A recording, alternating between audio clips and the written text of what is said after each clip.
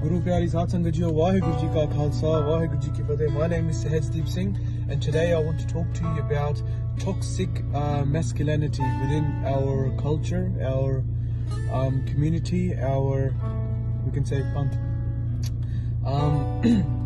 Toxic masculinity, sorry, got off halfway, but whatever.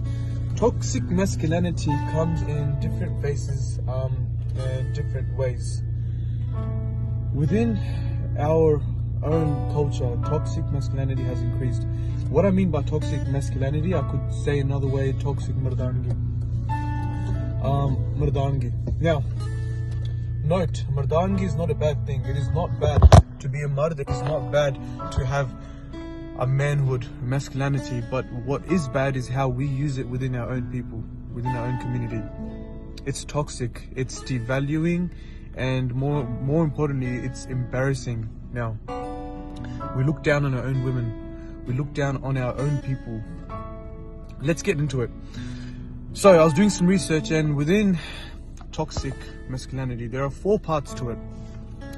We have extreme self-reliance, where we have, since kids, we get taught that as a man, you cannot ask for help to anyone else. You cannot ask for help. You're on your own. You have to do as your own. You're the head, everything. Yes, being a head of the family is not bad. Yes, to lead is not bad.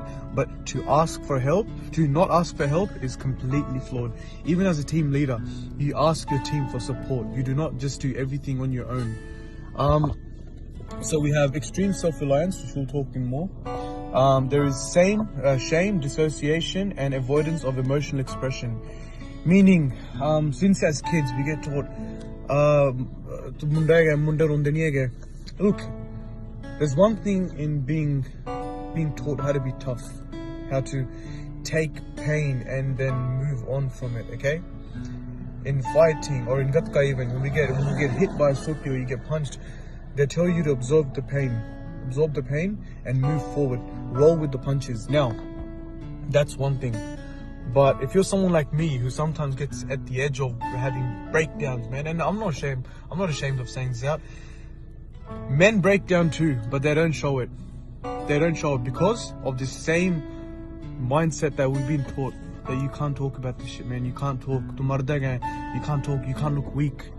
And this is why even me as a human being, I hate opening up to people, because I feel like it's gonna make me look weaker in front of them. And that's the mindset that is so toxic. It is so toxic. It starts killing us inside. It starts building up shit inside, and then we start bringing it out the wrong way. You know what I mean? A lot of the brothers out there, they're not even bad. Within their hearts, they're not bad. But it's just the whole system our culture has set up. They just can't do shit, man. We can't let it out in any way. Which brings me to my next point. Extreme aspiration for physical, sexual, and intellectual dominance. To mardega, you have to be stronger than the woman. You have to be. Why? Look, naturally 30%, or correct me if I'm wrong, around 30%, men have high testosterone, yeah? But now the thing is, we get taught as young that you have to be the strongest. In terms of in front of the female, you have to be dominant. If you're not dominant, then she's gonna be dominant. Intellectual dominance, you have to be smarter than her. Even today, in some houses, sisters do not get taught. In Punjab, especially, education. Why you have to look after your house. So we got that. We have devaluation of women's opinion, body, and a sense of self.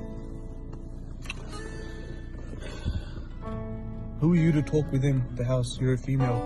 You can't talk. And you know what's funny, yeah? You think the stuff that I'm saying doesn't happen a lot now. But it happens nearly every house. A lot of houses might have evolved. The one had that we grew up in Western countries outside the Sikh diaspora, their families. But even with them, there is so much of this dominance, man. Like, a brother can slap out a sister. Why? Because me marda karda. Let's go right at the beginning. Extreme of self-reliance. As a male, you can ask for help. As a mardi, you can ask for help. There's nothing wrong with that. There's nothing wrong in asking for help. You're a human being. You're not a robot. Please accept that. Ask for help. It doesn't make you look weak. Does not make you look weak. It shows that you have emotion, that you are a human being. Please, if you're a man, ask for help. It's hard for me as well to go around asking for help the way we get conditioned. You have to take it upon yourself. So please take time and ask for help. Look for help if you need. Okay? Ask. Within our community, we have so many people that have so much going. Go hit up people. Start asking for help. Now let's go back to shame and dissociation of avoidance of emotional expression. Did you know, as a teen, I had an impulse of, if something did not go my way, I just had to react out of anger. And this becomes toxic. Why? We don't get taught how to deal with other emotions.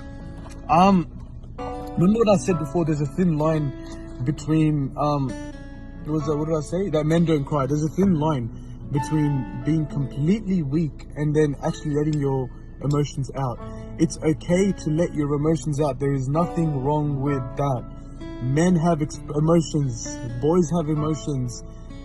Females have emotions. Women have emotions. We all have emotions. It is okay to let it out. It's so toxic that we can't let this shit out because people just talk. They just talk. And that's okay. Another come to talk. It's their job. So I wrote here. So as kids we get taught that boys and men don't cry, leaving men with few acceptable emotions besides anger. A lot of our young brothers today, they lash out in anger. And I see this stuff, man. If you have a conversation with someone and if they feel like they're losing the conversation or if they're simply not understanding it, the instant reaction is anger. What? He said what? How dare you look at me? You know what I mean? Like, and I'm saying this because we went through this. You can call me a hypocrite. You can say whatever the fuck you want, bro. But we went through this. We know how impulse, you act out. Sometimes I act out. But it's only natural, but we control it. So as kids, we get taught that if you have anger, you're a man. But you know what? Yeah, my dad always teaches me that you're a bigger man if you learn how to control that anger and use it for something else, for a benefit of something. Yeah, because now let's get a little bit into it now. There is a lot of sexual exploitation happening by our own brothers, and it is disgusting that I'm saying this, but it is true. Our sisters are being targeted by our own brothers. And what's happening is they will emotionally attack her.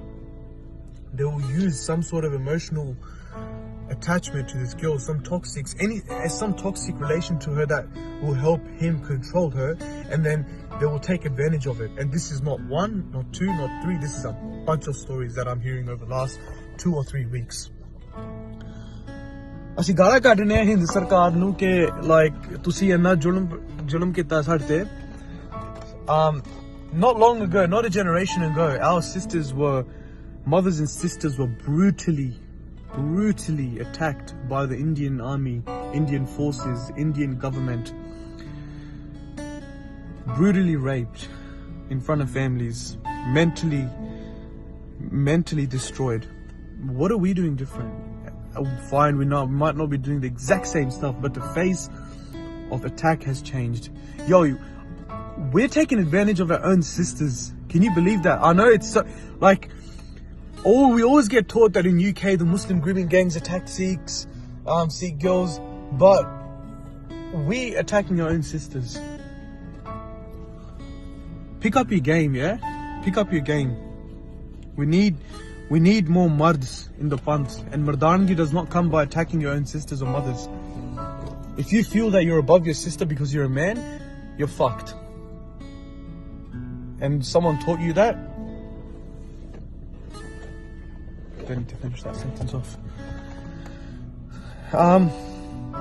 We need to pick up our game. If we want to survive, if we need our panths to survive, I'm sorry the video is very long. It's just, I needed to talk a lot on this. Our youth is getting sidetracked. Now, how can we fix this? Sorry, it's 10 minutes. Let's get to the fixing part. How do we fix this issue? We know all these problems, and it's deep and rooted. And when I mean deep and rooted, our youth, it's in the mind of our youth now. The way they treat our sisters, it just shows that this is what's being passed down from generation to generation. How do we fix that? We cannot fix the older generations. The old ways, the old generation is not you can't fix them. There's nothing, it's not going to work. They're hardwired. After the age of 30, your brain gets hardwired. It is really, really hard to change our parents, our families, like our elders. You can't change them. What can we change? We can break this cycle. We can break this, what do you call this? We can break this cycle of, this loophole that's going, yeah? This generation to generation is passing down. We need to break this. We need to cut it off. How can we do that? By teaching the younger generation the new ways. We can't teach the old. They're not going to learn. Let's teach the newer ones, the younger generation, on how to look after our own. Instead of attacking your sisters, you defend your sisters. And this is one thing that I remember watching by Jagraj Singh's video, man, that he says that our sisters don't feel safe of our own brothers now. Our sisters don't even feel safe of the Khalsa itself. We could take our Khalsa. Where's the Khalsa that we used to go and protect the honor of our sisters? Not even our sisters, of sisters of any sisters, man. Mawantiyan Sanjiyan. Mawantiyan Sanjiyan. Just because I'm saying don't attack your sisters doesn't mean go and start attacking others as well. But to attack your own, especially when most of you guys know what's happened with them, with the mindset of our sisters, it's fucked. It's fucked. Mard bano.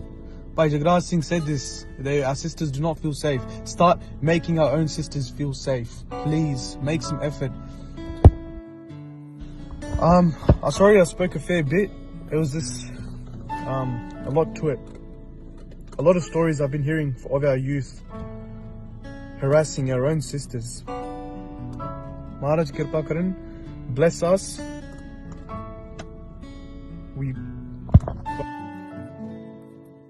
How long are you gonna keep attacking Hindu Sarkar when we're doing the same thing, just a different face? That's it for now. Vaheguru Ji Ka Khalsa, Vaheguru Ji Ki Fateh.